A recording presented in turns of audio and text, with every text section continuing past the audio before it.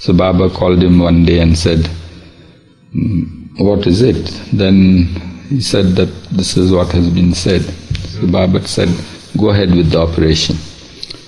And there was a very skillful surgeon called Dr. Gharpure. And Baba said that he's very good and my nazar will be there. Just go ahead, nothing will be wrong. There's no cancer there. Go ahead and get it done. So then Joseph Hab went there and sure enough it was a very good operation. That surgeon was really skillful. And Joseph Hab was back on his feet and quite happy that he had got it done here. Of course at a fraction of the cost of what would it had been had it been in the States. And besides Baba was there, Baba went to see him, I think in the hospital also. So in this respect it was an eventful stay in Guru Prasad. Yeah.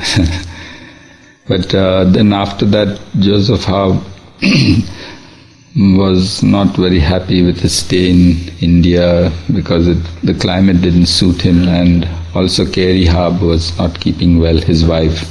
She had this emphysema trouble. So then eventually they decided to return back and they returned home again.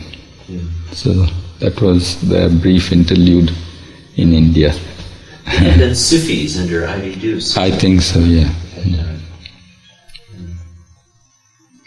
Do you remember anything about Shanti Devi's coming to Guru Prasad in that year? Well, I can't recollect it. Yes, she was allowed to visit Baba's, so she must have come for those days that she was allowed. And I used to remember when we were with Baba, a few of us, and she would come in and be with Baba for some time. Then Baba would send her inside to be with the women. And it would be a nice visit, So, but I don't recollect exactly when it was and which years. But it would probably be a more memorable incident for the women, since they would have spent time. Naturally, But she would spend time with Baba in the Mandali side also. You know, I'm also struck that in one of the family letters for this year of 1964, Mani accompanies with the family letter a copy of a circular sent out by Adi warning people about Krishnaji. Now it strikes me that that's quite a step to take, to enclose such a circular. Because this Krishnaji, I think I'd mentioned some humorous stories about him also, with Gustadji and all that. So he was a sort of rather unpopular person with the Mandali. The story of Baba making up the fib of his walking around in Gustadji's clothes. Yeah, that's right. Eraj writing a postcard or something. That was very comic. Really comic, I tell you. How Gustadji fled up with that. He hated that sort of thing that would happen to his clothes, which was sacred to him. None was allowed to even see the trunk, and this man goes and opens his trunk and wears those clothes. Those clothes are now to be burned. So Krishnaji, was a sort of erratic person, and he took advantage of his stay with Baba. And despite Baba trying to get rid of all his undesirable qualities, as one may say, so he was not changing his ways. And those being to behave like a master. He had his own ego there, and he was not willing to follow Baba's orders, which is the main thing that one has to do when one wants to stay with Baba. But despite that, probably what sanskarik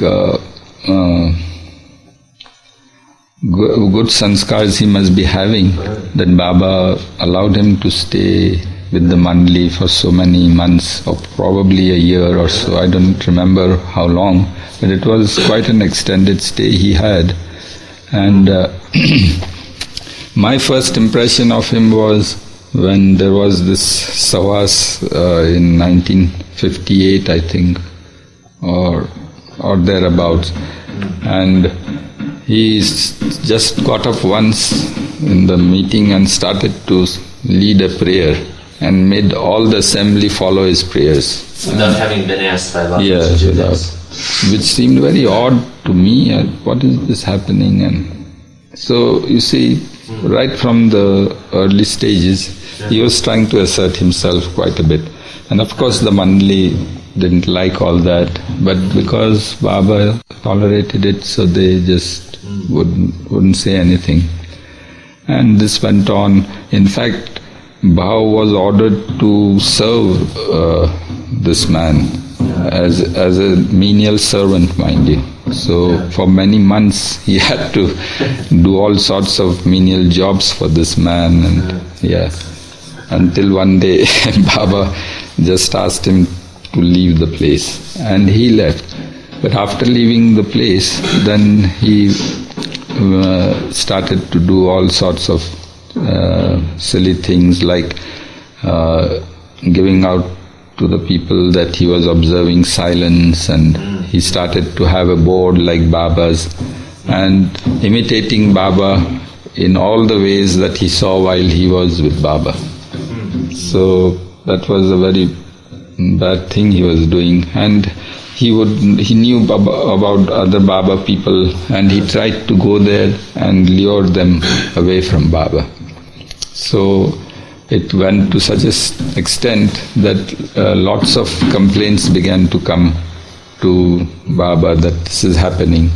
So eventually then this circular was sent out that none should follow so-called masters, and then Krishnaji was specifically mentioned, I think, in the circular.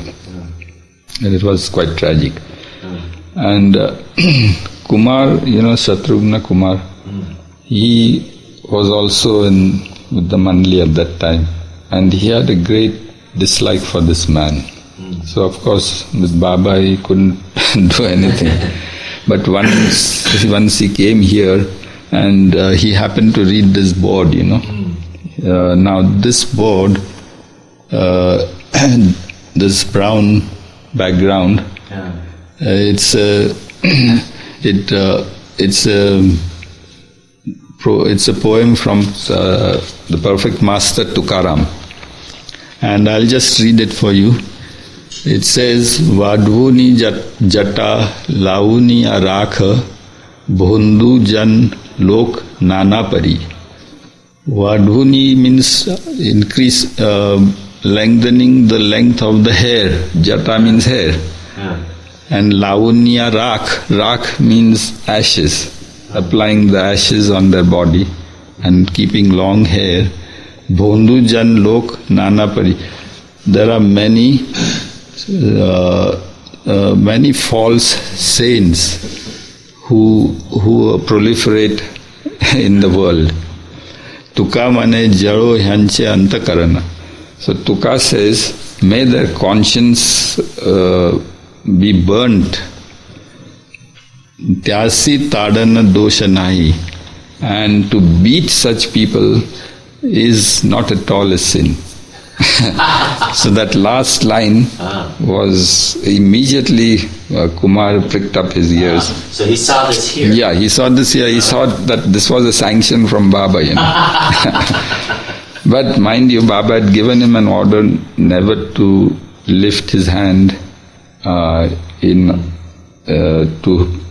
assault anybody. After that incident when he slapped his wife, in the early days, for some reason that she didn't prepare food for Baba in time, or some such thing had happened, and then Baba had given him this order. But here he thought that here is a loophole. That it's in Baba's Mandli hall, and this is a sanction from Baba. So after his stay here, he went back to his hometown. But on the way, he went to the place where this fellow was staying. I think it was in Delhi at that time. And he was masquerading like Baba, and he was doing more and more of this stuff. So all this anger was piling up within him. And so he went there and he confronted him, and he says, either you stop all this nonsense or I'll beat you up. So of course that fellow must have spoken rudely with Kumar, and so they had a physical fight, and Kumar roundly thrashed him. Kumar was a very strong person, although he was small of stature, but he was this underground revolutionary, and they are wiry people. Their looks belie their strength and other characteristics. So he was soundly beaten by Kumar, and then he says, now I'll kill you, otherwise you come and get yourself married with this woman. He was sort of keeping a woman there and having affairs with her, and it was a very, very sordid affair. So then he got them married. That fellow got really frightened, and he acceded to all of Kumar's requests under duress and did what he said. But then Baba came to know about this, and Kumar got a sound berating from Baba. For doing this sort of thing. Baba didn't approve of it at all. Baba didn't like it. Of his getting involved in the whole mess. And breaking Baba's order, Despite the loophole he could detect. So I don't know what punishment he was meted out, but I heard that Baba didn't approve of it. Well, it struck me that there have been so many people since that time, and maybe before, I don't know, who have, of course, posed as phony masters, both in the East and West, and also specifically have claimed to be Baba's chargeman or the reincarnation of Baba, or this sort of thing continues to happen. And here this man was kept right at Baba's bosom for a period of time, you could say. So maybe Baba was working with that sort of aspect, probably, yes, who knows, quite possible. To work out those types of samskars right in his presence for the benefit of the world later. Because this sort of thing has a big impact, you might say. A lot of people are misled, and it creates a certain division and confusion in a serious way. And it's still happening, both in the West and the East. We find such people impersonating Baba's ways and taking upon themselves the mantle of leading people, as it were, or on instructions from Baba or from some such thing that they sort of present to the world. It's rather unfortunate. And not only this circular, but there was an earlier circular also, I think, where Baba says to beware of false saints and masters. There was another circular that had been given out in the 60s, again warning people that to not to go after saints and masters, but to stick to Baba through thick and thin. He was time and again warning other people, because to hold on to his Daman was the supreme thing that one could do in this age. It sort of covers up everything if you just hold on to him. Howsoever you may be, whatever your weaknesses, whatever they may be, if we just hold on to his Daman, that's what is most important. And to hold on to his Daman means to follow him, to obey him. And the greatest impediment to this was to try and follow the dictates of some other person. That creates great confusion in the minds of people. So Baba would time and again warn us that to try and go to other masters, you are going to work havoc with yourself.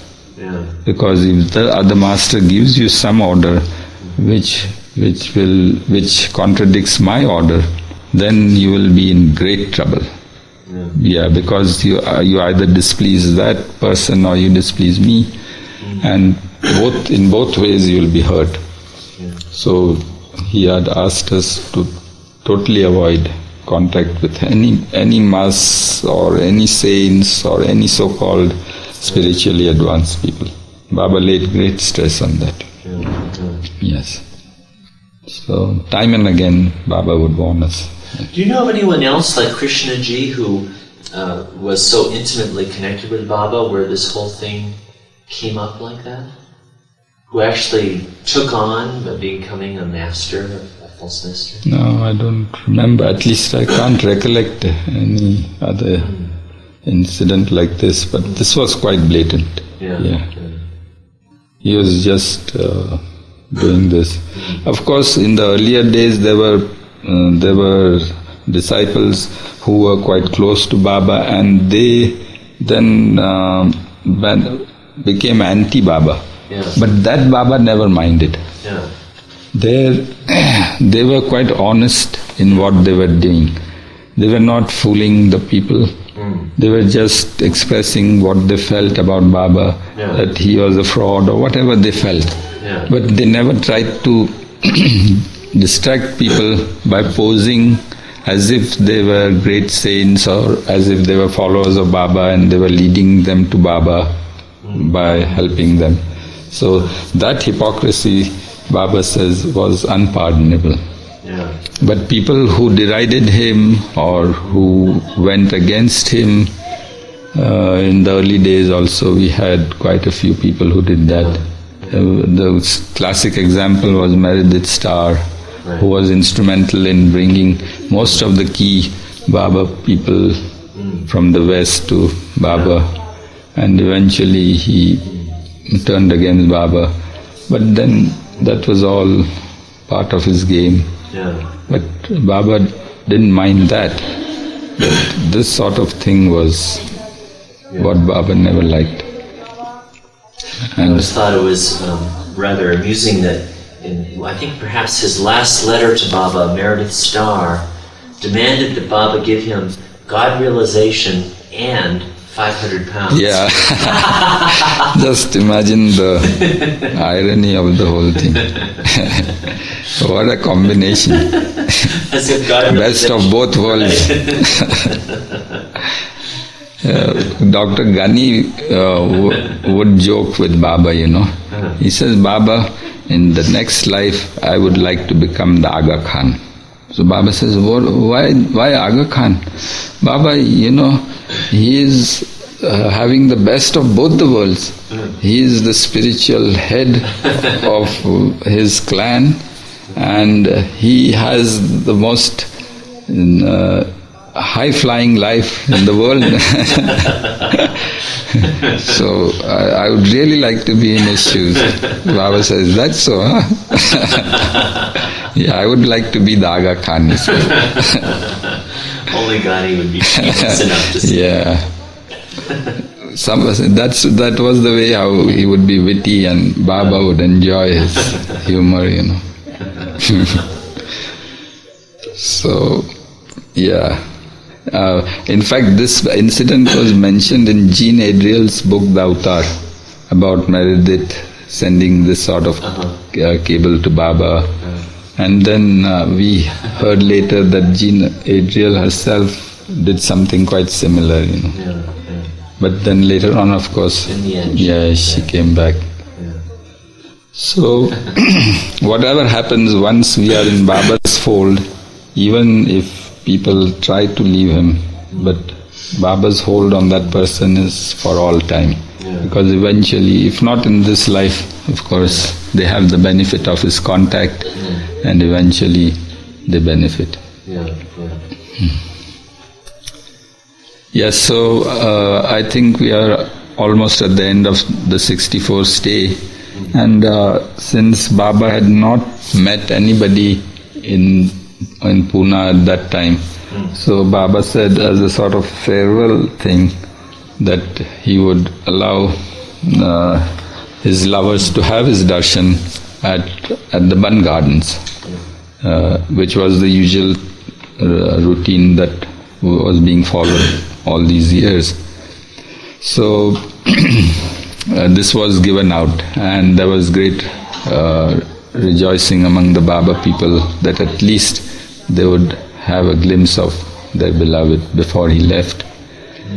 But it so happened that about a week or so before Baba was to leave, the monsoon broke, and it began to rain quite heavily. And Baba was quite concerned that how would it be possible for people to have his darshan.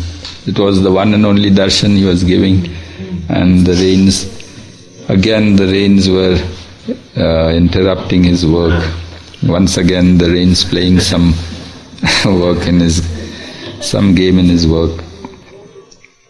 So Baba let it be known that instead of Ban Garden, he would allow them to come to Guru Prasad and be in the hall, just to be there for a few minutes, and then they should all leave, as if the program at Ban Gardens would be done at Guru Prasad, and that would be the farewell there.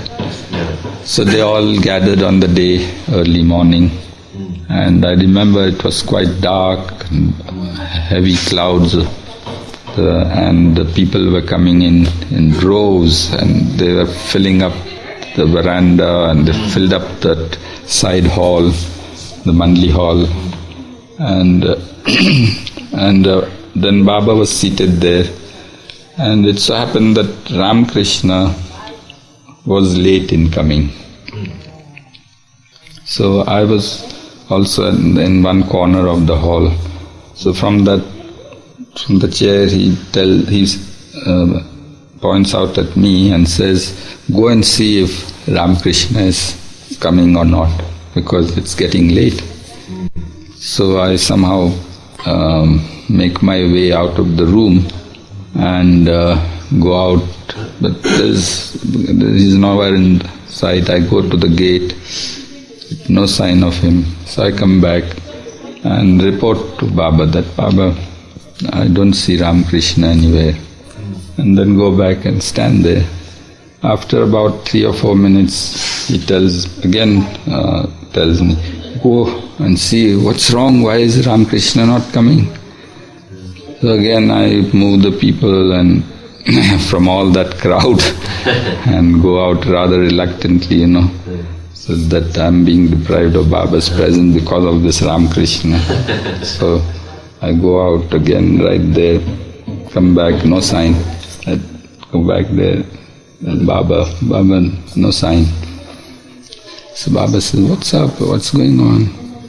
A couple of minutes later again he says, "Go and see has he come."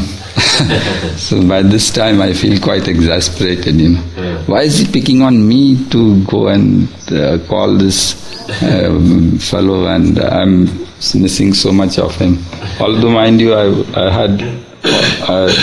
was with him all this day, I forgot all about that.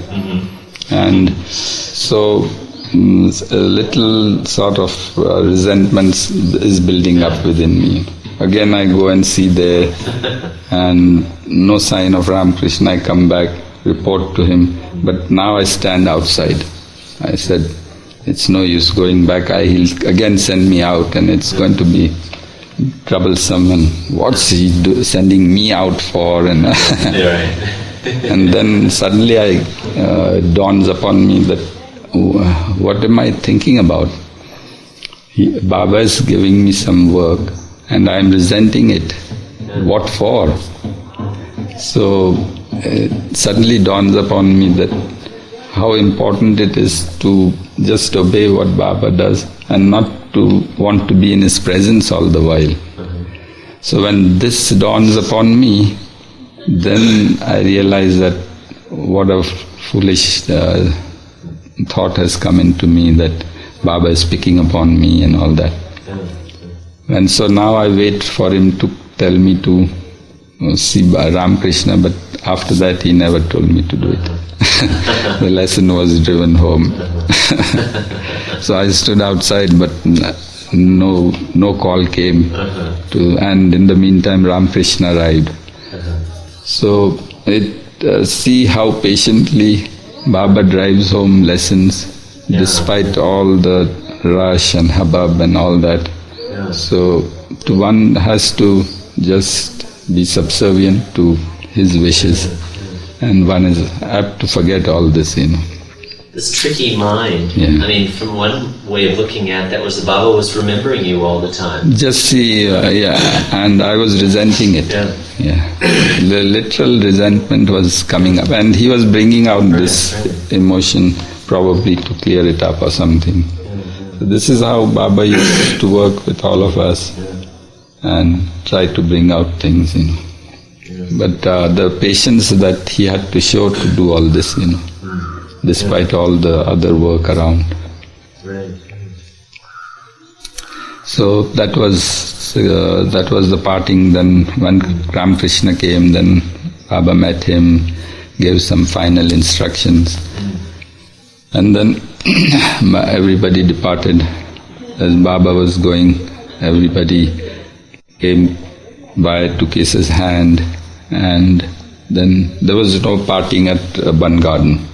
So that was the end of Baba's Guru Prasad stay at 64. As usual, after Baba left, then we had to do all the cleaning up at Guru Prasad, winding up the show, as it were, taking back everything that we had brought in. And Baba was back to Meherazad. After Baba reached Meherazad, this new problem started to arise about the pain in his neck. So this is now mid 64, I think, and Baba suddenly started to complain of pain in the neck, and he started to have numbness down the shoulders and the length of his arms. So X-rays were taken, and it was diagnosed as cervical spondylosis. So the X-rays, I think, were sent to Bombay for Dr. Ginde for some opinion and all that. So now in 1965, when I came to Meherazad for my stay, I find that this thing was getting quite serious, and it seems that no amount of treatment the pain was not responding to that. So eventually Dr. Ginde was called when I was here, and the local people here had suggested that Baba should be given traction. That means that Baba would have to sit in a place, and some sort of a loop would be tied across the head and suspended by weights, so that it gets extended, Because the problem was the spine was too much compressed. Yes, so the spaces had collapsed between the vertebrae, and that had to be, the congestion had to be released. So some people suggested this. So Gaver was rather anxious about starting this treatment. So it would be better to have Ginde come and see the whole thing. So Ginde came immediately, of course, because whatever would be his preoccupation, as soon as any call from Baba's side came, he would just leave everything and just rush here, despite he being the top neurosurgeon in India at that time and extremely busy. If you went there to contact him, it would be an impossible task. But for Baba, he just left everything and would rush here. So he came and then he saw all this and he says, traction, nothing doing. Baba should never be given traction. He said that the main thing is that Baba should not be sitting or moving about too much.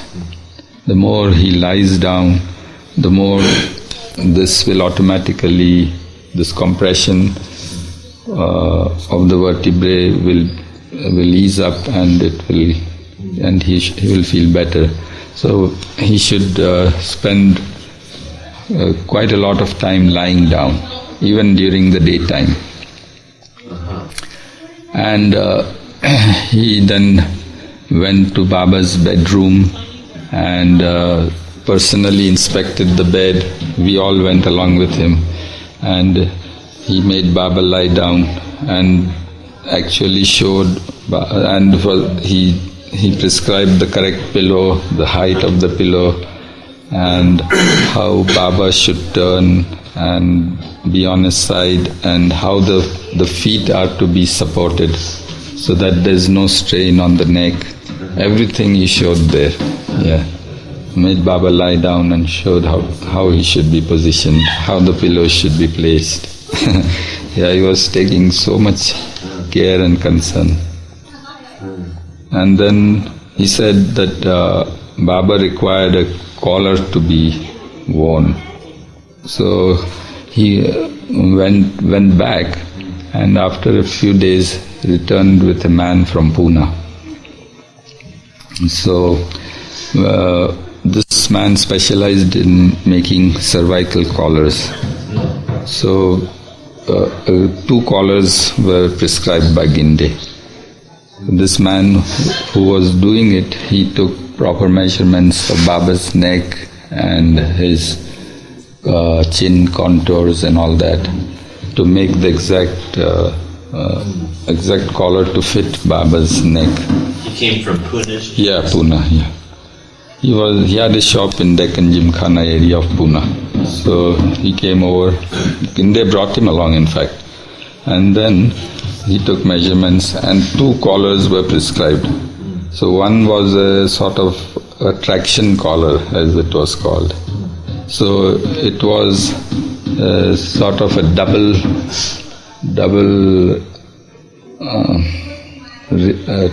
there were 2 metallic rods, one above the other, connected with rods and lined with foam.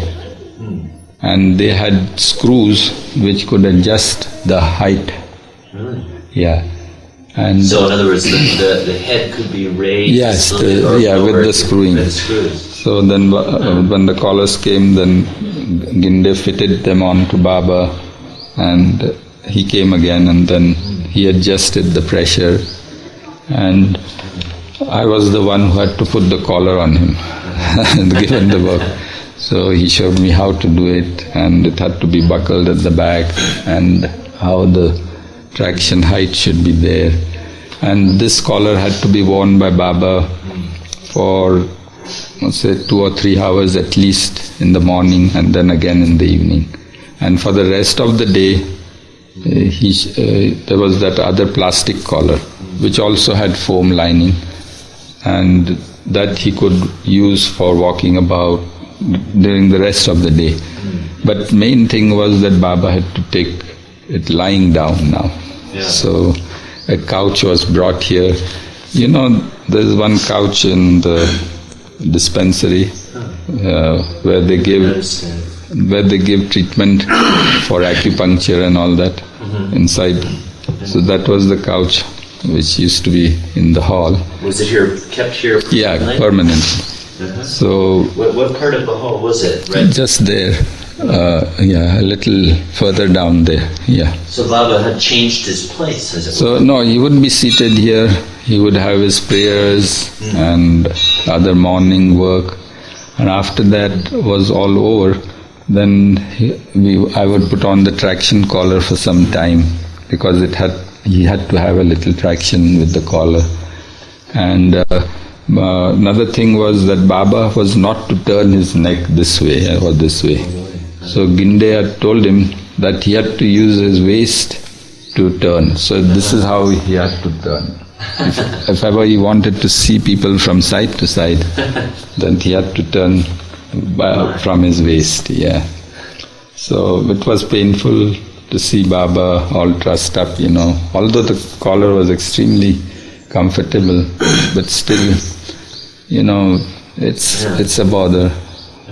Baba was all like this, and something quite. It looked like a trussed up appearance, Yeah.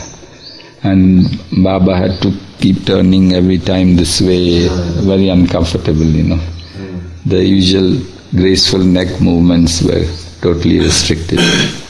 So, yes, it was a painful sight for us.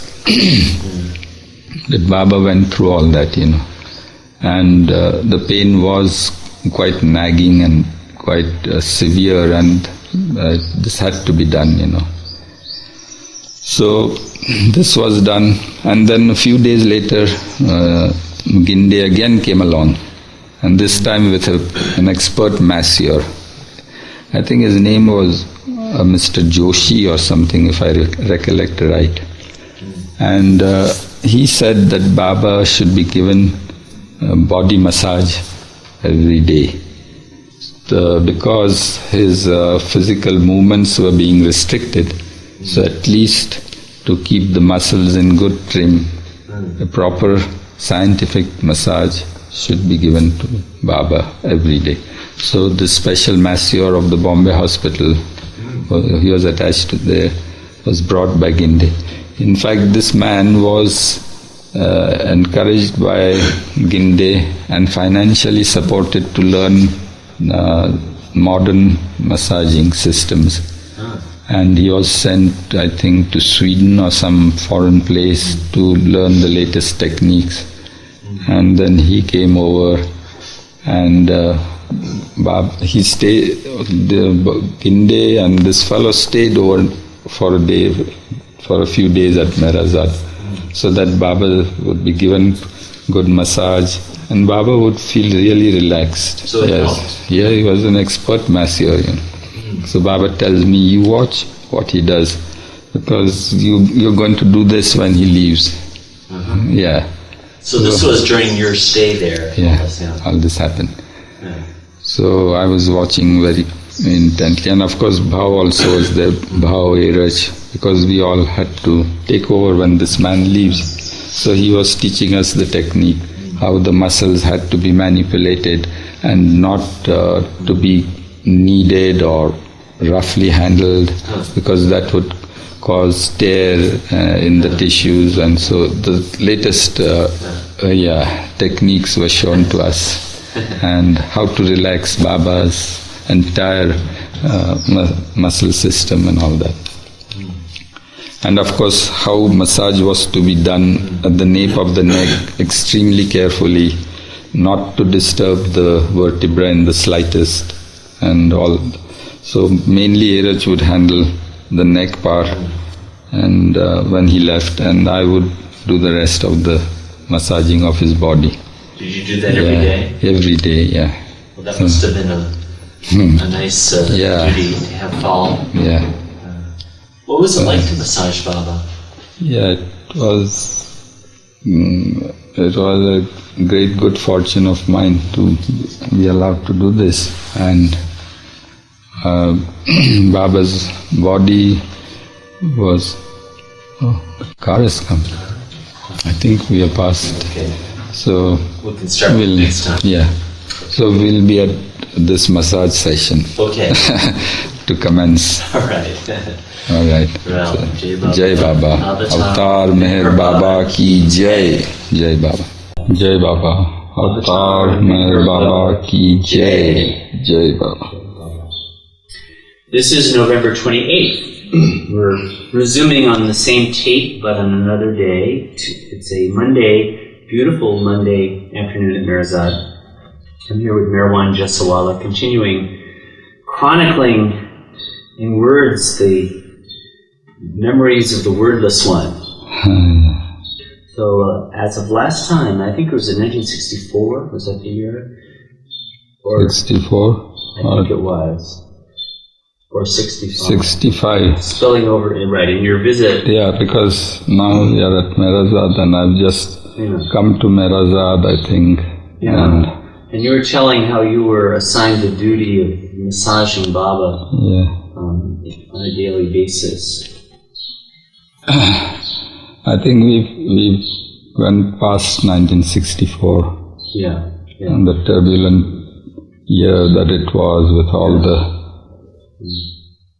ups and downs and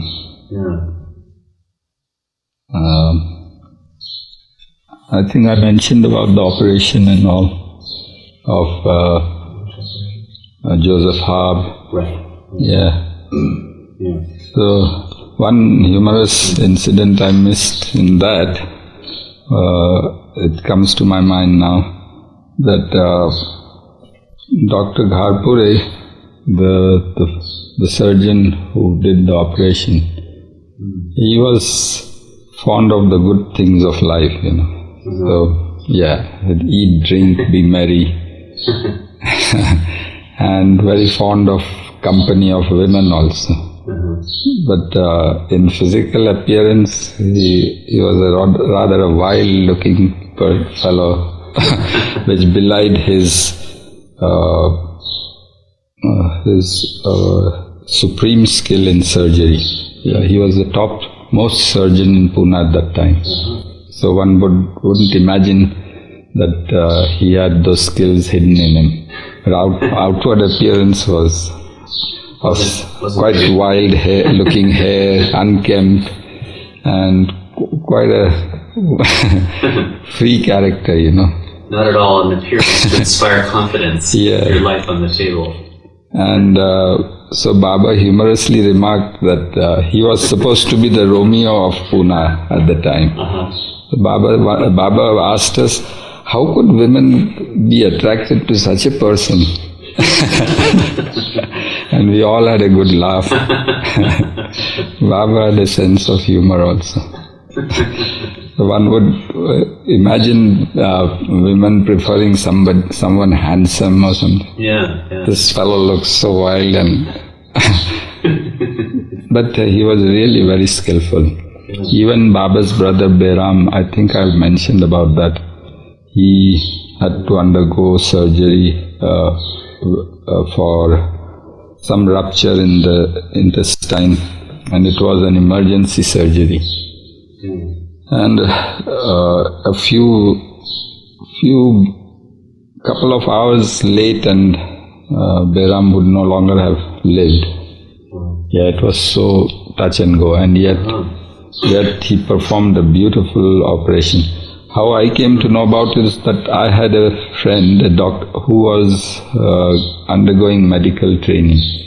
So he was allowed to be in the surgical theatre while the operation was on. And he tells me that he had never seen such deft surgery in all his career as a medical student. So that speaks volumes about his surgery. And he did a remarkable job, and Behram lived many years thereafter. Much after Baba dropped his body, that Behram passed away. But it was this wonderful surgery that he did. So such was Dr. Gharpure. It seems that there have always been, in connection with Baba, very distinguished doctors. Even to the present time. That's right. Baba had a phase when he wanted to work with doctors, And this Ram Ginde, as I said, he was the topmost neurosurgeon of India at the time. So much so that he was internationally famous, and a person who had gone all the way to Vienna for some brain surgery, and the topmost doctor there was surprised that he came from India, a country who possessed such a skillful surgeon as Dr. Ginde. And what need had he to come all this way and spend so much more money here? Yeah. But poor Ginde would complain to Baba. He said, I have all the skills and I can perform miracles in surgery by your grace. But the trouble is that there is not adequate facility here. It requires a lot of backup for such delicate surgery, and that is what was missing. And he was a very dedicated surgeon also. And sometimes he said he had to spend 10 to 12 hours in surgery. Or in a particularly difficult case. Wow. And he wouldn't budge from his place until he had done it. Oh, that must be utterly grueling. Yes. So ultimately it told upon his heart, and a day came when he had a massive heart attack. And that too, after the attack he came to Baba once and said that I wouldn't have had this heart attack, but my people forced me to go to some place where there was a temple and for some worship, and it was there that I got the attack. And I had no mind to go there, Baba. Now that I have you, I really have no other place to worship.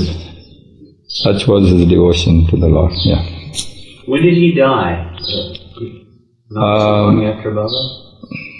Yeah, I think 3 or 4 years after that. He had another massive attack and just passed away. Yes, so there was a phase when Baba had all this work for doctors. So this time when Baba had this cervical spondylosis, then Ginde had his chance again, and he made full use of the opportunities to keep rushing to Baba. So as Smart doctor. Yeah. So he brought this masseur also with him, and then he was there when he performed the first massage to Baba, and he did it beautifully. And Baba felt so relaxed, and he said, it's really good. You have brought some master technician to do this job, and he really did a good job of it. He was well trained, in these techniques, and he was able to relax all the tensed up muscles, and Baba felt very happy about it. So then it was arranged that Mr. Joshi, I think his name was Joshi, was to be kept at Meherwan for a few days, so that Baba gets a good massage every day, and also that we in the Mandali should be able to pick up this technique somewhat at least, and carry on after he left. So then Baba would ask me to, he said that I would be having to do it, and so I had to be very careful in seeing how he was doing the massage and all that, And he showed me also certain things, how the muscles have to be, not to be heavily kneaded or vigorously rubbed or anything, because this, in fact, the patient would feel nice at the time, but then it would eventually tire him out. So it's not the right thing, and how it should be done so gently and all that. Besides, Baba's body was so delicate, his skin was extremely delicate. It had a sort of translucent sheen on it.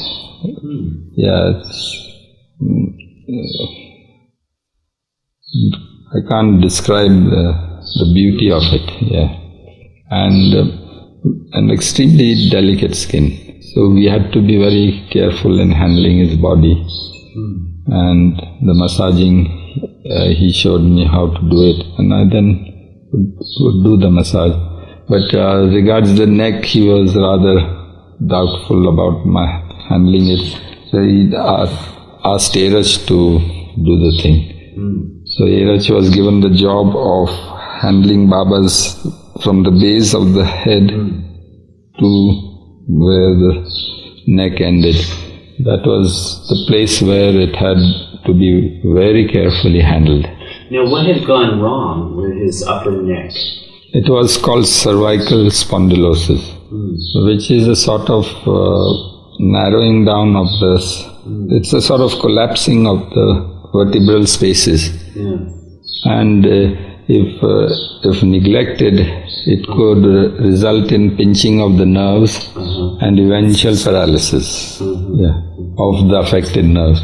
Because the nerves do come out from the intervertebral spaces, and when those spaces get jammed up, the nerves get under pressure. And first they start emitting excruciating pain, and that was the pain that Baba was suffering. A pain that was ceaseless and continuous. So it made one very restless, There was no relief. So even painkillers would not be of much use, because as soon as the effect wore off, the pain was just there. Where would he feel the pain? Here, he would point out here. You would feel it? Yeah. You wouldn't feel it in his arms or anything? And it had begun to radiate down. So it had just started, and that was what alerted Ghaver, and she got the x-rays done, and it was proved to be spondylosis. Was there any idea as to what the cause of that had been for Baba? The accidents would particularly have caused that. But the hard life that Baba had led, in the new life, Baba was bowing down to these thousands of sadhus and saints. Continuously, body was continuously being hammered, as it were, relentlessly. Yes, Baba never spared himself. So, eventually, after all, it was the physical body, and it was showing signs of giving way, in the end. So then, and although Ginde tried his level best, the pain wouldn't subside later on. So Baba would say that, and Ginde would be very upset and very restless. So Baba would tell him that he should not worry about it, that this pain also had, it was a reflection of the universal work that he was burdened with, as it were, and it resulted in this it manifested in this pain, and that it will go away when his work was finished. But nevertheless, Ginde should try his best to try and alleviate the pain. And of course, he would try his best to increase the pain. So somebody piped in that we'll do hope Ginde wins the battle. Did this pain continue? Yeah, for quite a long time. Did it eventually subside? Eventually it just disappeared. Without paralysis? No, nothing. No paralysis. But while it was there, the collar-wearing business was there. And as I said, Baba's movements of the neck were severely restricted. That previous graceful turning from side to side or whatever, all those had to be restricted. And I had to put on that cervical collar, surgical, with all the tensions, so that the head could be supported properly and there would be a slight stretch on the neck. Ginde had measured that and told us how much it had to be done. and then gradually to increase the length of those supports. There were screws to adjust the height. And a very gradual stretch was given to the neck, so that in time those spaces opened out again, and the pressure on the nerves were released. But that didn't help, you say? It did. Eventually it did, but it took a long time. Yeah, there was no shortcut to it. So, as I said, the massaging had to be done. And besides that, Ginde said that, Baba, now you will have to rest for longer hours, during the day also as much as possible. You could wear the collar while you're sitting, but the best thing is for nature to do its work was to rest the neck as much as possible, and that was to lie down. So then we had got this couch inside the hall, and after the morning sessions were over, then Baba would just lie down, and I would do the body massage or whatever until it was time for him to go inside. And so the massage would continue. I would work from the feet upwards as he had shown me, gradually working up, right over his body, and then the hands, his fingers, right up to the tip. So I had a good chance to handle Baba's precious body. Yes. How was Baba as a massagee? Would he just lie there quietly? Yeah, quite quiet. Help me by taking up positions that were convenient for me. Yeah, that was how it was. Yeah, and then sometimes we would be sitting here, and I would be pressing Baba's feet. How would be also there. He would take each foot and press it. And at that time, Kaka Baria was there. So Kaka Baria, I think I failed to mention earlier that he also was very seriously ill some time ago. Now I can't recollect exactly when, but he had to be hospitalized actually, because there was some failure of his renal functions. So his kidneys were failing or something, and he had a severe attack of uremia. So, which affected some centers in his brain because of the poison that circulated in his body. See, in uremia, the flow of urine gets checked, and then the poison starts spreading in the system. So the doctors worked at him, and somehow they were able to get him out of the condition, and he recovered sufficiently. But the trouble was that some parts of his brain were definitely affected. So irreversible damage had taken place. So his speech had become rather incoherent. So it was difficult to follow what he would say.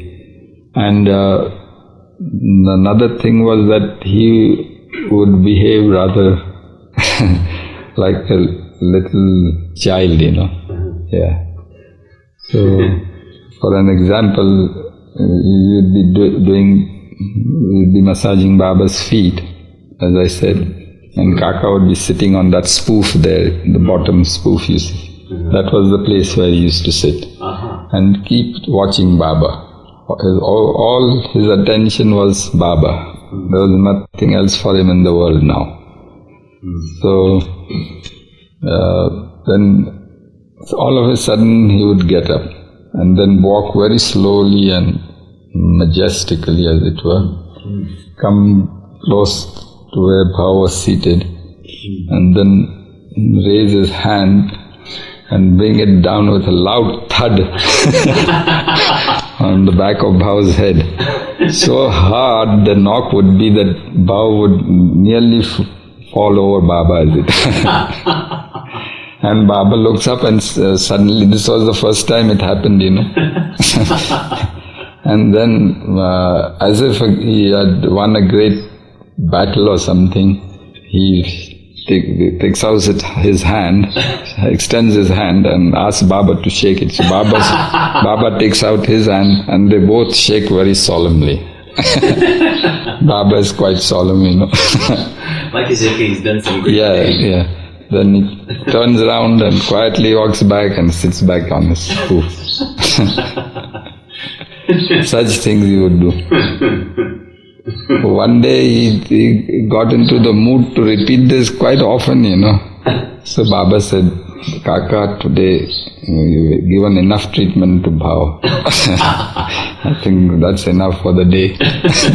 2 or 3 whacks. And one whack, and I was afraid that Kaka might divert his attention to me. And Bhav seemed to have a very tough nut, so he could take those blows, and probably Baba was getting him rid of many sanskars through Kaka's little antics. Yeah, but despite his wayward behavior and all that, towards Baba, that same respect, that same attention, and everything that remained unaltered, right till his very end. So that gives us a clue as to how Baba's relationship is not connected to the mind or the brain, but is directly into one's heart, as it were. Right. Because if it were to the brain, then these things could have happened with Baba too. Yeah, but with Baba it was the same respect and the same adoration and love that it was before. No change in that. So much so that Baba had given him, he used to do night duty even in this condition. Yeah. So night duty means that in the evening, Baba would retire very early. So Kakaji was given the easiest time, some from 5 in the evening to 7 in the evening. So all the while he would be pacing up and down restlessly when Baba would call him. And his attention was all the while focused on Baba. Yeah. And then as soon as Baba clapped and he heard the signal, he would go there, be with Baba in the room.